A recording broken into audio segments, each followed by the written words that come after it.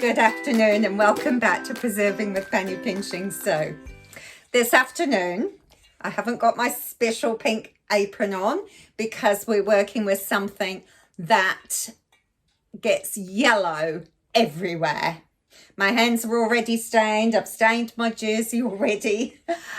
But the turmeric that we're going to be working with is a powerhouse of nutrients. I was lucky. I've just recently bought these through a friend who was selling them on behalf of someone else. They were a really good price and they're spray free. So I'm super excited. Now, I've already washed these.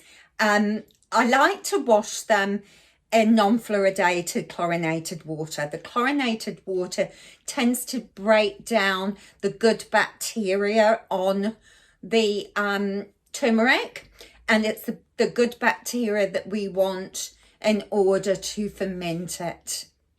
If you don't want the skin on, you can peel them, but you must use another fermentation product like whey or maybe some kraut brine or something like that.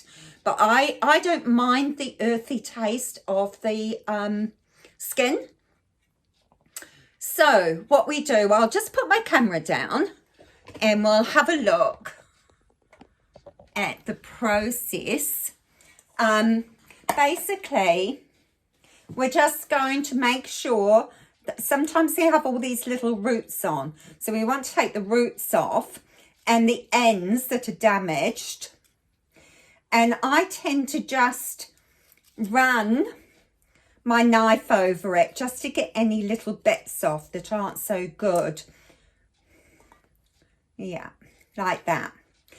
So fermenting turmeric it dramatically increases the bioavailability of the curcumin in the turmeric. It breaks the nutrients down to make them more easily digested.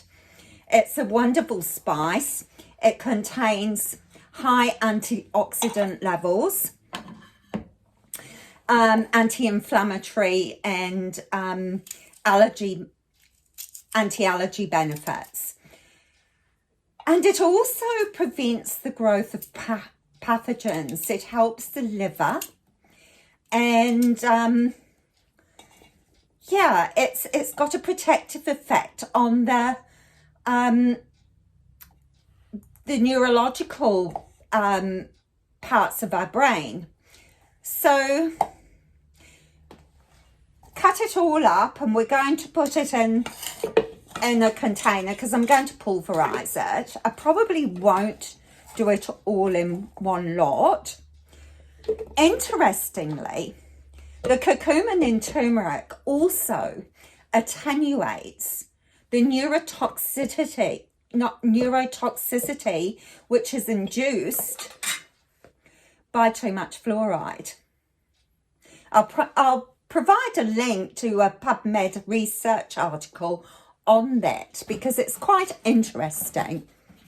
And for those of you that are a little bit concerned about fluoride in your water system, for me, I'm a little concerned that it's in my tap water. And so I do my best to filter it out, although it's very expensive to do so. So for me, having this to support the pathways to getting that neurotoxin out of my body is so important. Whether you are a proponent of water fluoridation or not, turmeric is indeed a wonderful spice to use. Okay, so I will provide some links to that so you can do your own research. Now, with that turmeric, I'd already weighed it and I want about 200 it weighs about 200 grams. So with 200 grams of turmeric, I need about 1/4 of a cup of whey. So I only need yeah, a quarter cup of whey. If you haven't got whey or sauerkraut, then I would suggest that you make sure you leave the skin on, and that will help the turmeric to ferment.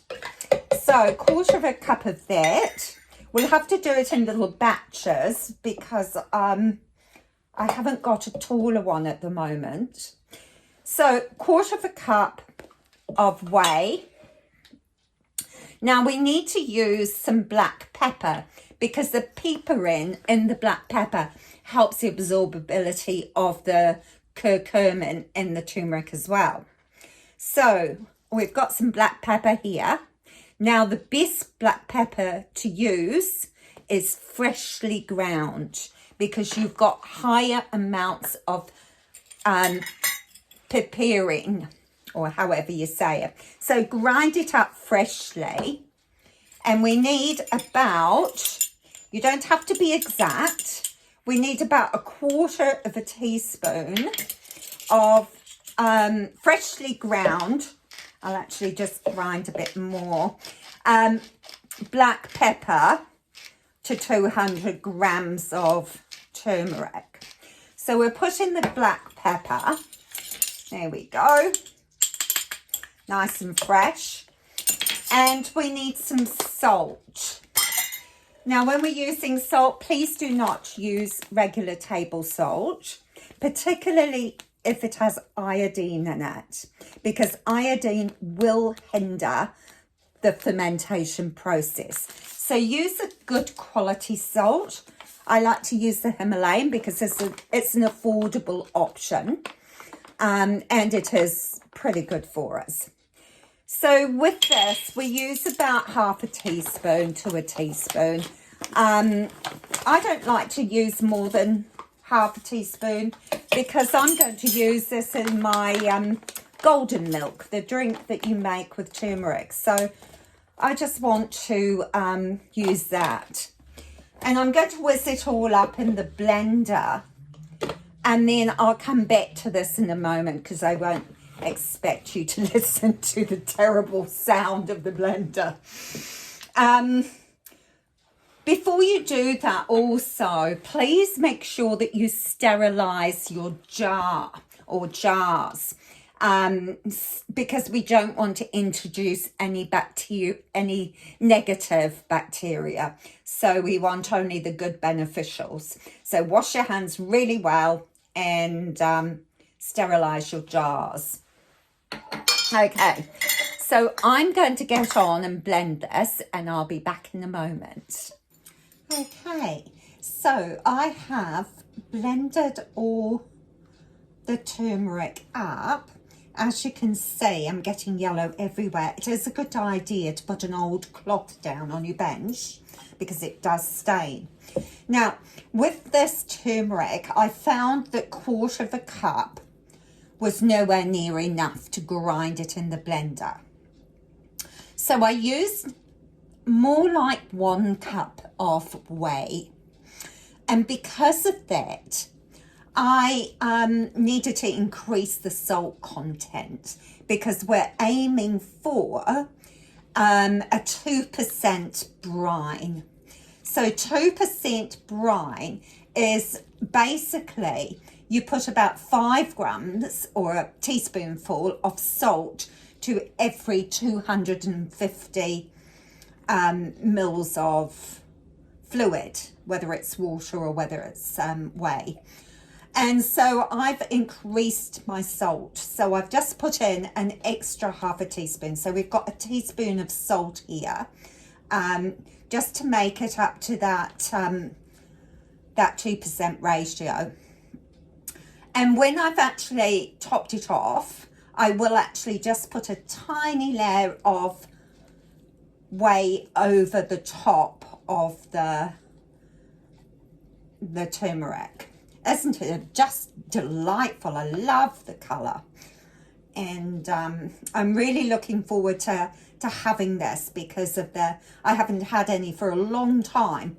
And I do believe that it will really help me on my health journey, because I've got a few gut issues, and this is so tremendously good for our digestion.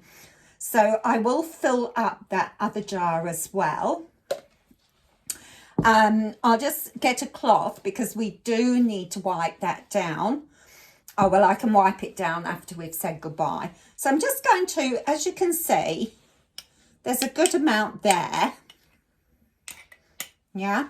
I'm going to just put a little bit of whey on the top just to keep it sealed. And I'm going to put the lid on once I've cleaned it and leave it on the bench for, it's winter here, so anything between 5 to 7 days, because it ferments quicker in the summer months. So I'd say 5 days is the average, and in the summer maybe four days or so. Now, one of the things to remember when you're using this, to get the best absorption from it, you need to have it with a good quality saturated fat. So whether it's butter or ghee or coconut oil, that amplifies the turmeric's wonderful health benefits. The other thing is, which is absolutely amazing and wonderful, such good news to know that this is heat stable. So if you use it in your stir fries or any other cooking modality, it's actually okay to have it heated because the fermentation process has already changed it into its beneficial components. And so heat doesn't destroy that. So it's still good for you. So isn't that amazing? Okay, I think that's it for me today. I'll leave you there. One of the things to research though is fluoride. And up to you what you choose. This book is something I read a few years ago, and it really changed my mind on the whole fluoridation process. So do your research. You might think very differently to me, and that's actually okay.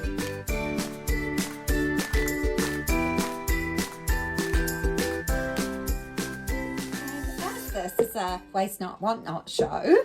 This is what I do afterwards. I've got some milk here, and I am just going to rinse out this jar with turmeric in it, and I'm going to make myself a golden milk. What a wonderful treat. So all I do is rinse out, so all this turmeric comes out. Gosh, it's such a vibrant colour, isn't it? There we go. How cool is that? You could just drink it like that, actually. Have a summer milkshake. And I'm going to put it in this saucepan like that. Now, remembering that having a good quality fat is important. We have got the fat in the milk. I'm going to add a little bit of coconut oil as well. Let's have a look. Here we go. A little bit of coconut oil. And I think I'm going to add a little bit of vanilla, because vanilla is actually really nice. Do you use your vanilla pods and make your own vanilla essence? That's an economical way of getting good vanilla. So I'm going to put the vanilla in. I'm also going to put a little bit of honey in. So not too much. You know, a little bit of honey. And a sprinkling of cinnamon. Okay, so I am going to warm that up on the hob and make myself a nice afternoon tea. And look at that. What a delicious afternoon tea. It couldn't get much healthier than that. And I tell you, the coconut oil in it makes it taste even better. So, absolutely delicious. Have a great day. Bye.